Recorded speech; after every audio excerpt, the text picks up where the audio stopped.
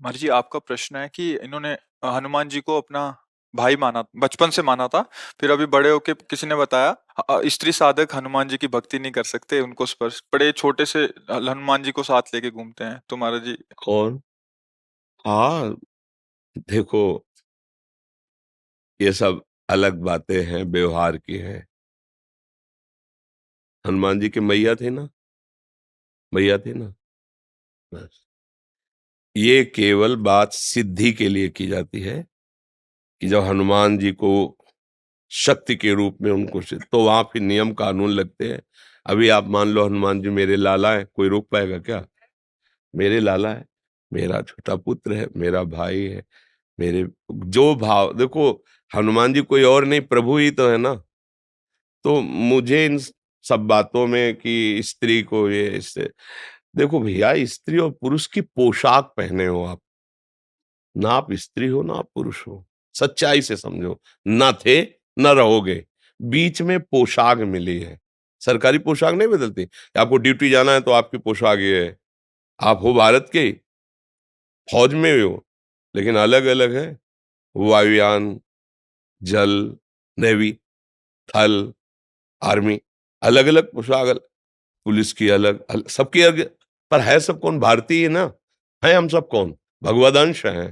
ये पोशाक मिली, हम आराधना भगवान की कर सकते हैं। देखो समझो, ना कोई स्त्री है ना कोई पुरुष है, हम सब भगवान के अंश हैं। और अंश एक जैसे हैं, उसमें छोटा बड़ा गंदा पवित्र ये सब नहीं है, समान अंश है। भगवान सम है ना, तो उनका अंश भी सम। एक श्लोक आता है उपनिषदों में, पूर्णमदः पूर्णमिदं पूर्णात् पूर्णमुदच्यते पूर्णस्य पूर्णमादाय पूर्णमेवावशिष्यते। उस पूर्ण परमात्मा से अगर अंश निकाला जाए तो क्या बचेगा? पूर्ण। वो पूर्ण ही अंश होता है।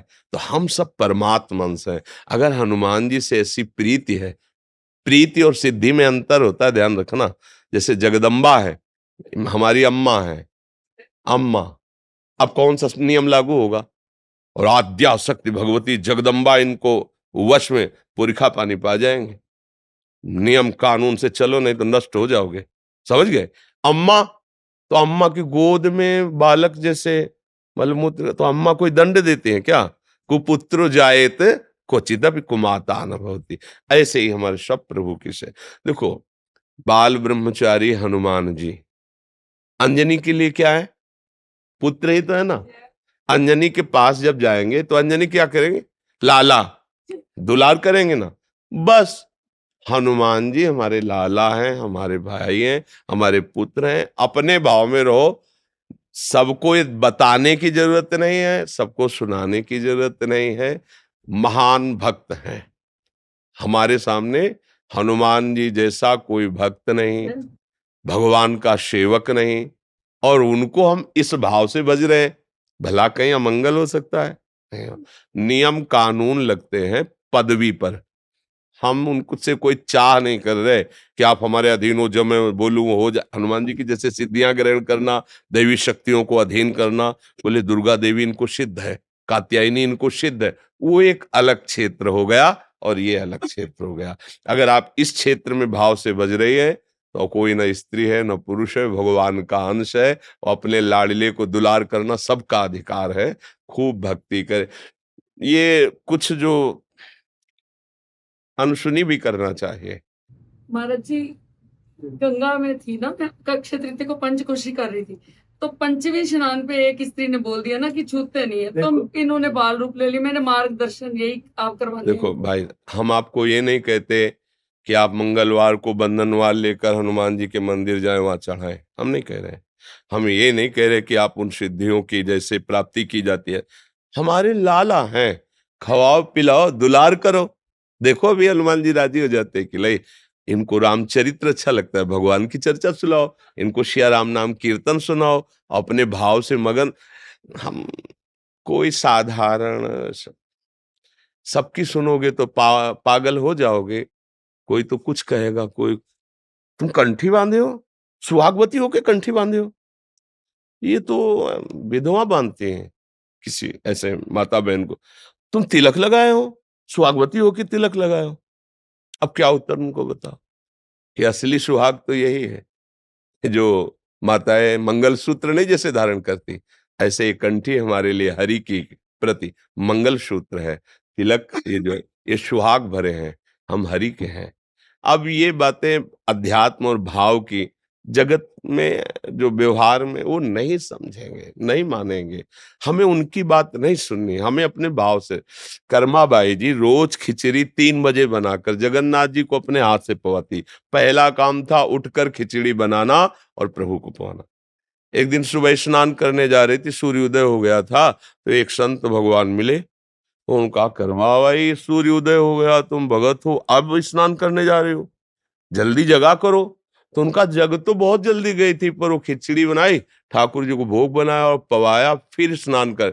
अरे कितना बड़ा अपराध कर रहे हो तुम, ठाकुर जी को बिना स्नान किए भोग बना, ये तो घोर अपराध है। अच्छा महाराज, पहले स्नान फिर तिलक फिर ऐसा जो नियम है। खिचड़ी बनाई, लगभग सुबह होने जा, बुलाया, ठाकुर जी आए, एक कौल पाया, उधर पर्दा हटने वाला था, अंतर्ध्यान होके वहां पहुंच गए, खिचड़ी लगी थी मुख में।